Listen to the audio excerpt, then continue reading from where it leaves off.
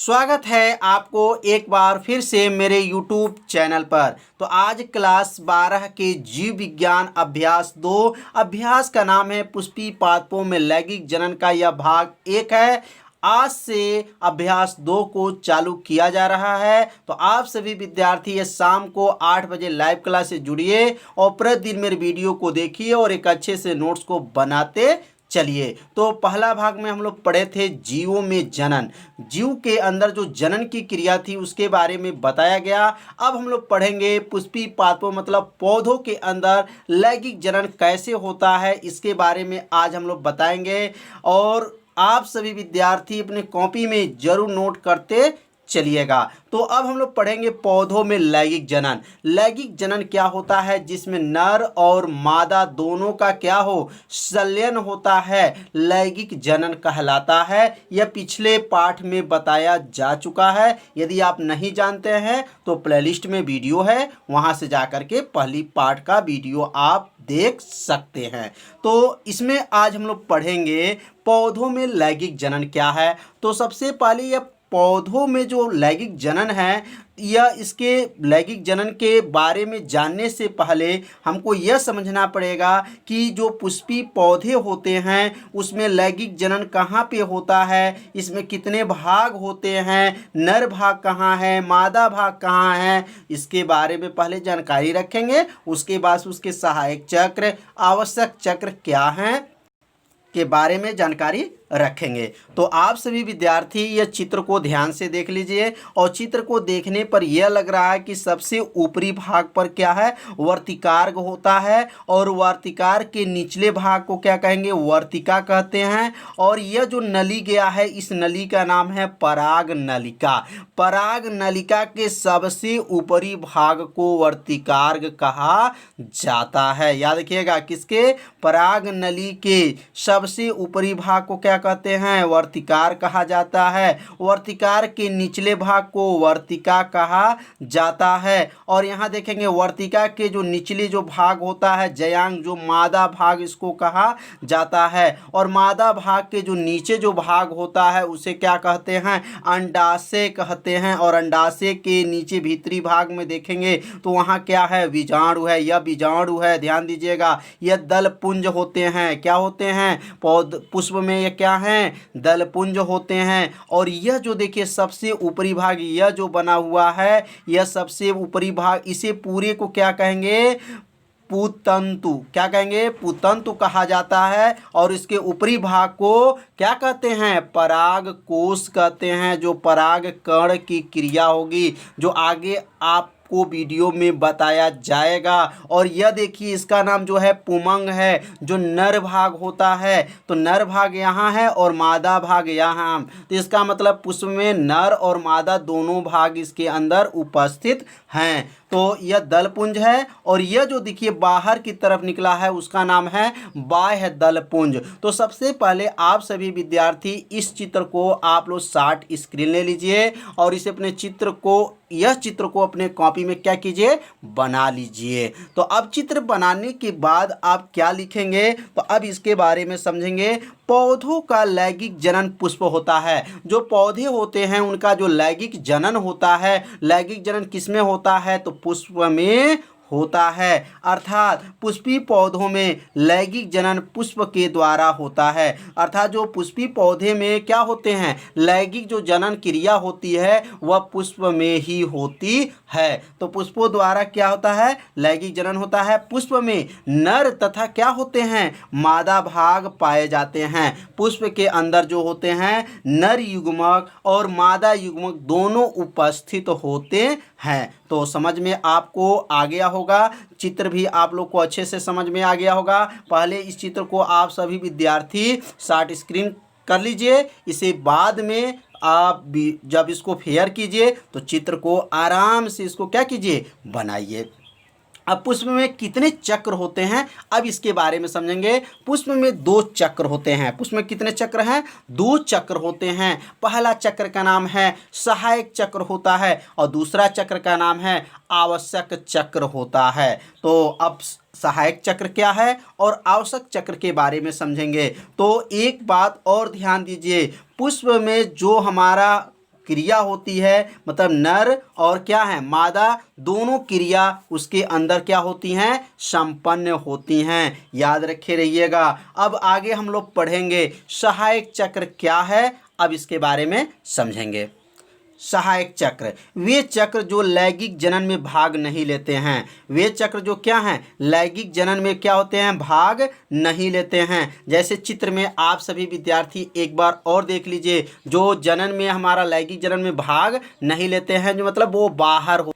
यह चित्र में देख लीजिए, बाह्य जो दलपुंज होते हैं वह लैंगिक जनन में क्या होते हैं, भाग नहीं लेते हैं, क्योंकि यह क्या है, बाहर हैं। तो लैंगिक जनन में भाग नहीं लेंगे तो इसका नाम क्या हो जाएगा, बाह्य दलपुंज है, जो क्या हैं, सहायक चक्र होते हैं। अब आवश्यक चक्र क्या हैं? आवश्यक चक्र वे चक्र होते हैं जो लैंगिक जनन में क्या होते हैं, भाग लेते हैं। तो वे चक्र जो लैंगिक जनन में भाग ले उसे आवश्यक चक्र, और जो चक्र लैंगिक जनन में भाग नहीं लेते हैं उसे क्या कहते हैं, सहायक चक्र कहा जाता है। तो आवश्यक चक्र में जैसे क्या है, पुमंग है और जयांग जो होता है यह लैंगिक जनन में क्या होते हैं, भाग लेते हैं। तो समझ में आप सभी विद्यार्थियों को आ गया होगा। अब हम लोग पढ़ेंगे निषेचन पूर्ण घटनाएं, मतलब निषेचन से पहले घटनाएं क्या होती हैं, अब इसके बारे में समझेंगे। तो पुष्पों में निषेचन से पूर्व नर युग्मक तथा मादा युग्मक का क्या होता है, निर्माण होता है। तो निषेचन से पहले जो है नर युग्मक और क्या होता है, मादा युग्मक का क्या होता है, निर्माण होता है। मतलब उसमें जो पुमंग को नर और जयांग को क्या कहा जाता है, मादा। तो मादा युग्मक का जब निर्माण हो जाता है तो पुष्पों के नर युग्मक को लघु बीजाणु जनन तथा मादा युग्मक को गुरु बीजाणु जनन कहते हैं। याद रखिए, पुष्प को नर युग्मक जो रहेंगे, पुष्पों में जो नर युग्मक होते हैं उस नर युग्मक को लघु बीजाणु जनक कहा जाता है, और मादा युग्मक को क्या कहा जाता है, गुरु बीजाणु जनन कहा जाता है। तो आप सभी विद्यार्थी यह जो दो लाइन लिखा गया है, यह जो कीमती लाइन है, इस कीमती लाइन को आप सभी विद्यार्थी अपने कॉपी में नोट कर लीजिए,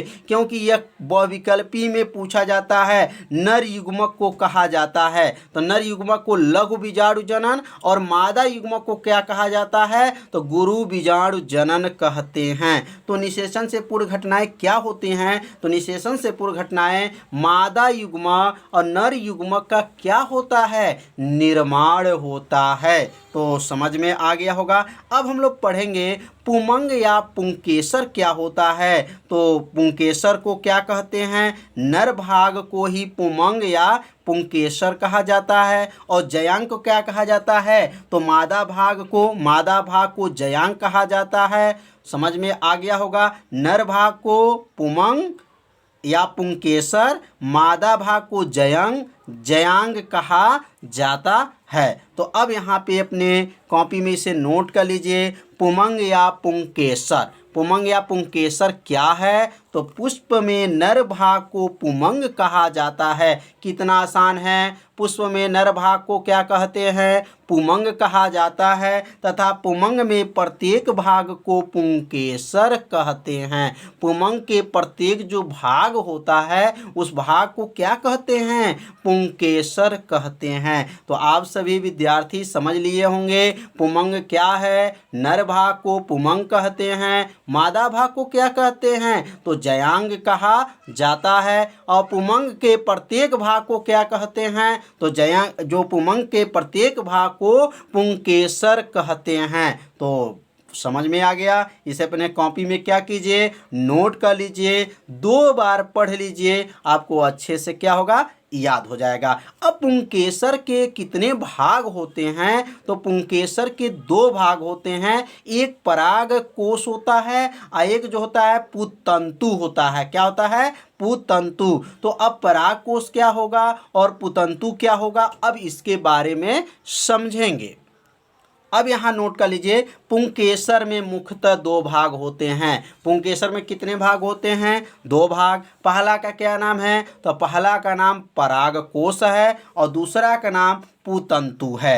अब परागकोश क्या है? तो परागकोश क्या है? तो प्रत्येक परागकोश में दो पालियां होती हैं। जो प्रत्येक परागकोश होती हैं उसमें दो क्या होती हैं? पालियां होती हैं, और पाली में दो प्रकोष्ठ होते हैं। ध्यान दीजिएगा, परागकोश में दो पालियां और पाली में दो प्रकोष्ठ होते हैं। इन प्रकोष्ठ को लघु बीजाणु कहते हैं। याद रखिए, लघु बीजाणु किसे कहते हैं? यह भी कई बार परीक्षा में आ चुका है। तो ध्यान, परागकोश में दो पालियां होती हैं और पाली में दो क्या होते हैं? प्रकोष्ठ होते हैं। इन प्रकोष्ठ को लघु बीजाणु कहते हैं। इस प्रकार परागकोश में 4 लघु बीजाणुधानी होते हैं। तो परागकोश में कितने बीजाणुधानी होते हैं? तो 4 लघु बीजाणुधानी होते हैं। तो समझ में आ गया होगा कि परागकोश का मतलब यह है कि परागकोश में दो पालियां और पाली में दो प्रकोष्ठ।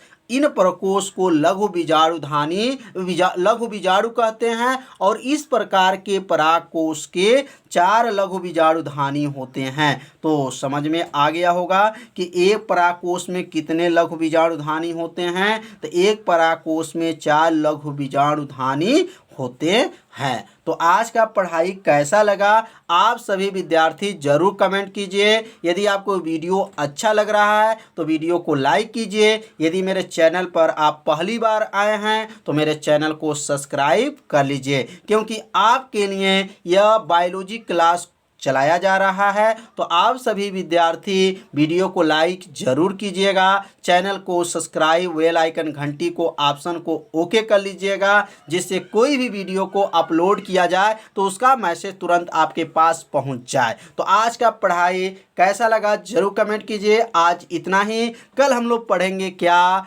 लघु बीजाणुधानी। लघु बीजाणुधानी क्या होता है कल के वीडियो में बताया जाएगा। तो ये प्रतिदिन शाम को 8 बजे वीडियो देखना